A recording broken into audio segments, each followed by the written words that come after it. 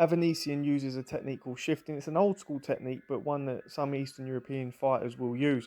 So you see here, he's in an orthodox stance. He's putting the pressure on. He left hooks. He will then shift his back leg forward so that he becomes southpaw. And you'll see he just missed with that right hook. However, he will then double up on the right hand.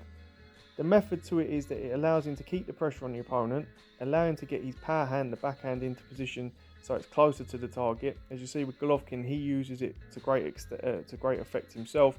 As I say, it's an old school technique. It's one that we don't see often because a lot of coaches frown upon the back leg going past the lead leg, rightly so. However, this shifting technique, when done properly, allows you to keep the pressure on your opponent, expose different angles and get you into close distance, and to continue that pressure on your opponent. You can see he uses it off the back foot intelligently there with the right hook. You see he nearly lands a right uppercut here as well. It's highly effective for him. Avanesyan is also a very consistent and measured body puncher, especially with the left hook to the body. Gets himself into position. He'll work well off the lead hand. He'll touch upstairs, then go downstairs, and then he'll find homes for the liver punch, and then he'll drop it into the solar plexus as well. Wherever he can find a space, he's going to expose it. What I really like about Avanesyan is his ability to counter punch. His ability in the mid and short range to switch it up. He can go uppercut, he can touch the body, he can go round the guard, he can go through, he can punch straight, he can punch over, he can punch up, around, anywhere he needs to. He can jump on you, he can shift his feet to switch up and open up angles. I like the fact that he's able to double up off of his right hand. You'll see here also how he frames the opponent's head. In different positions, he's able to work out at different stances. He exploits gaps, and ultimately that's what makes him so vitally effective. Avanesyan really struggles is that range against a consistent steady jab. As you see, I've frozen it here. Watch how many times he goes square off of a consistent steady jab just in this small sequence against Peterson. So you'll see he constantly has to readjust his feet. Those 2 to 3 steps going square, it's not productive for him at all. It stops him getting that momentum, that base in which he can be so effective.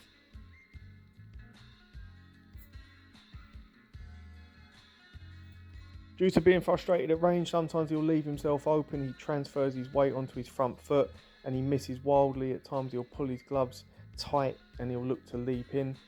Due to his lack of hand speed, these potential counter-punching opportunities are taken against fighters who are willing to hold their ground. You see against Mean Machine, he gets stopped, and that is a danger for him on Saturday night. David is as good as you get at European level, and look, I think he's learnt from those defeats, and there's no shame even losing to Mean Machine. You've seen his stock go up since the Crawford fight. David makes some mistakes, he goes square, he can be pushed onto the back foot, and I think he can be hurt.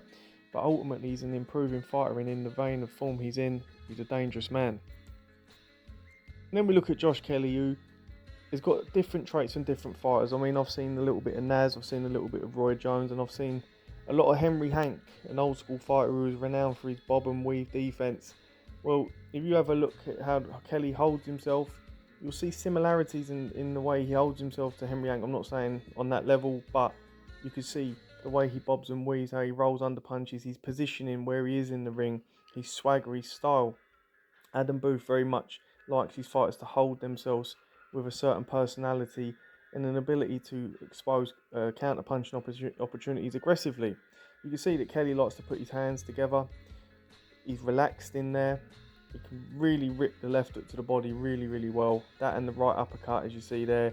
His ability to drop the right shoulder and drop to get the leverage and the angle is such a great shot. And you see here how he changes the tempo. He goes from passive, he walks passively to his opponent and then lands that right uppercut. And you'll see also how he'll switch to southpaw to keep the pressure on his opponent if he feels like he wants to get them out of there or keep them under pressure. He's got a lot going for him, but there's also a lot of elements of his boxing that need to tighten up on Saturday night, and it needs to come together for him to be victorious.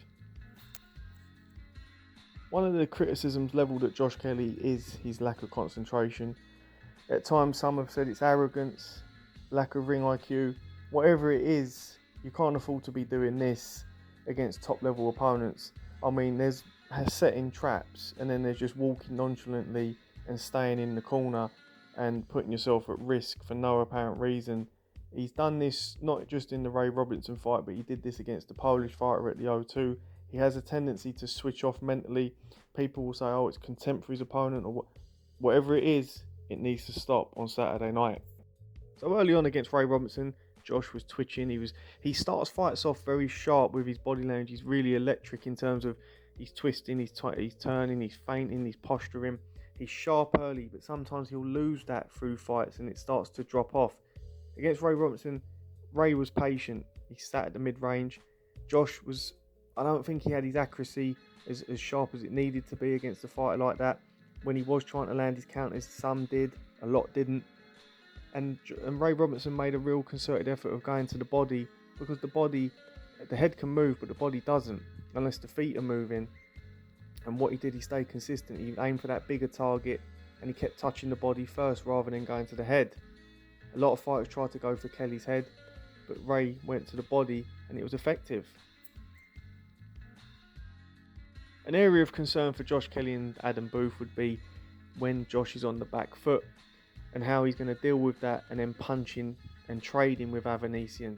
You'll see in these clips here how he comes over his front foot, how he leaves himself exposed. We'll go back again. Watch how he shifts back in a moment. He'll shift back in a straight line. And then from there he'll L-step, and he has a tendency to cross his feet over after this. And this isn't just in this clip, I've seen it a couple times with him. His feet, sometimes he takes no notice of what he's doing with his footwork, and he actually puts himself in bad positions. You'll see there he's open to looping shots over the top. He loses his base, essentially. That's what I'm trying to say here.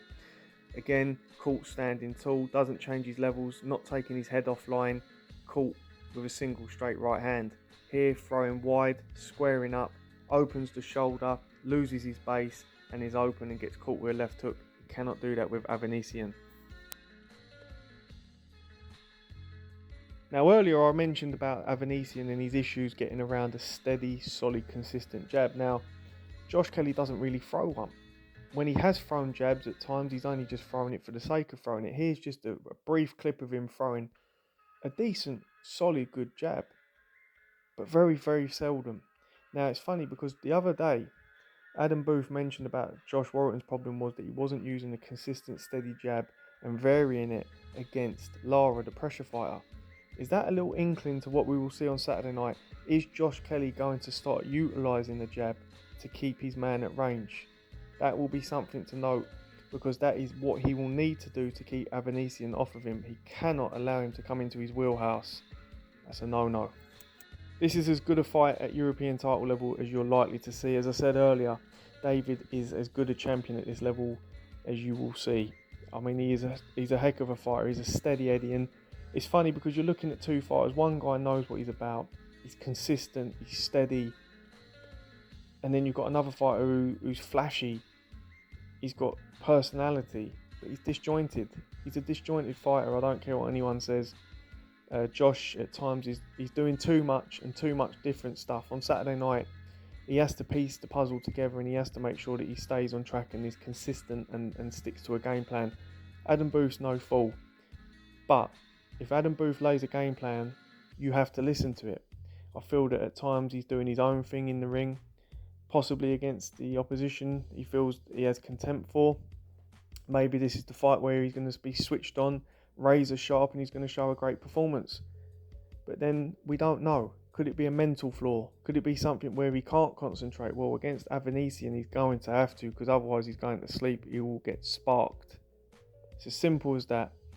It's that type of fight. It's a tough one to call. I know a lot of people think he's going to get banjoed on Saturday night. They think he's going to get wrecked. But there's a lot of people who say this is his coming out party. What I do know is that Josh Kelly has to regain that momentum and that hype of what he had back in 2019 and prior. He's lost a lot of momentum since that night at MSG. He's not fought a lot. He's come out the public's eye. He's got to get himself back in there, and he's got to perform. And this is the type of fight that it's either going to go one way or the other for him, you know. And for me, with no fans, it might help him or it might hinder him. Tough fight to predict, though. It really, really is. But let me know your thoughts in the comment section below. I hope you've enjoyed. Please like, share and subscribe, and let me know your thoughts.